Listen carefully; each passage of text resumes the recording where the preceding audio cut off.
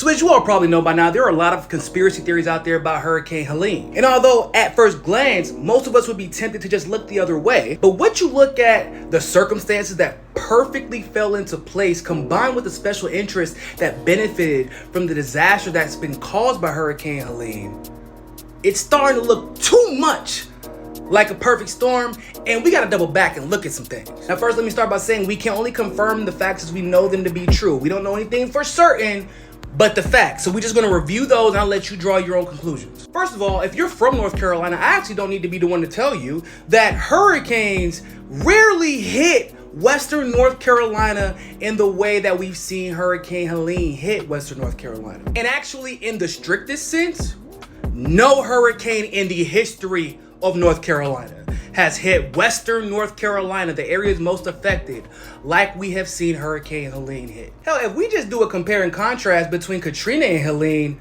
Helene dwarfs Katrina in max winds, diameter, and wind field. And what also makes Helene unique is the fact that for the first time, maybe ever, the weatherman actually perfectly predicted the trajectory of the hurricane without any fault whatsoever. That almost never happens, guys. And I feel like it's important that we talk about the significance of that. Most of the time, atmospheric scientists attempt to predict the direction of a hurricane, but oftentimes it is too difficult because once that hurricane touches land, there are significant atmospheric circumstances that can alter the trajectory of the hurricane, or even stop the hurricane in its tracks altogether. Not to get too much into the weeds, but something like entrainment can happen, for example, where dry air can converge into the storm clouds and prevent precipitation production, which obviously would slow down or even stop a hurricane. Or another storm system can come into play, changing the trajectory of the hurricane as well. Or a hurricane can be so strong, so ferocious, that the eye of the storm collapses in on itself and it slows the velocity down, which could obviously change its trajectory or slow it down. But either way, this is once again something normal that we can expect to see in most hurricanes. So I'm mentioning all of this to say, for an atmospheric scientist to perfectly predict the trajectory of a hurricane requires a set of perfect circumstances that we almost never see. And for those circumstances to align so perfectly, while simultaneously our government is completely unprepared despite the fact that we predicted it accurately and used data from Katrina to predict this hurricane, made me a little bit suspicious, guys. So I had to start doing some digging. And it turns out that Western North Carolina, the part of North Carolina that never gets devastated by hurricanes, is embroiled in a huge battle over lithium mining and has been since 2021. Like in Gadsden County, one of the affected areas where Piedmont Lithium is trying to mine more lithium. But as you can see here in 2021, the North Carolina county slapped a moratorium on the mining for the lithium in the area because it turns out the county commissioner said that the company cannot be trusted without adequate local controls to protect the health, safety, and welfare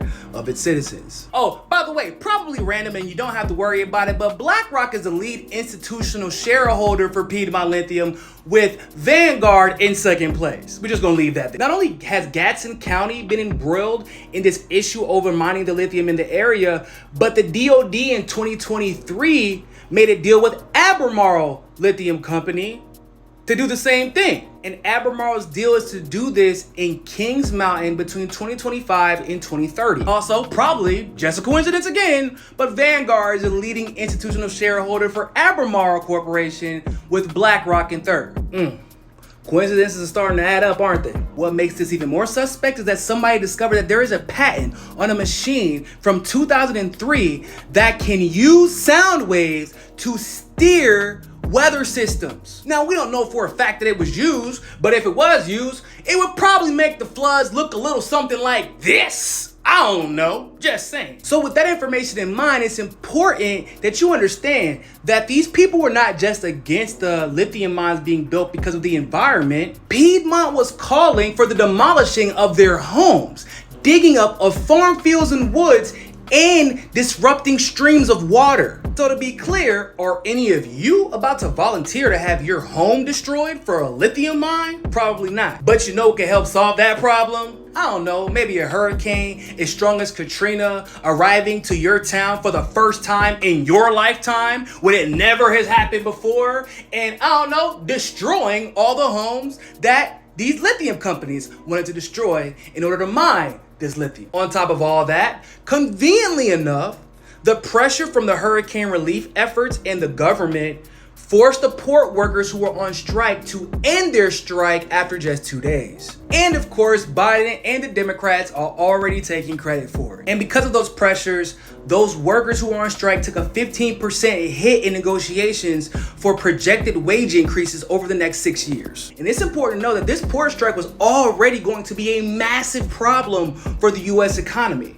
So it is mighty convenient that this port strike is now forced to end because of this hurricane. Even though it's already been put out there that FEMA misappropriated funds, and so the supply chain regarding the strike with the port workers wouldn't be more or less affected if FEMA isn't paying for the supplies to arrive at the affected areas anyway. So given the lithium mining, given the fact that Blackrock and Vanguard are involved, given the fact that the DOD, the Department of Defense, is officially involved, given the fact that there are weather manipulation patents out there, and given the fact that Western North Carolina specifically was hit with the weather system, unlike something they've never seen before, at the most convenient time for all of these special interests, how can anyone paying attention be like, yeah, this is totally all in the up and up, and it's just a super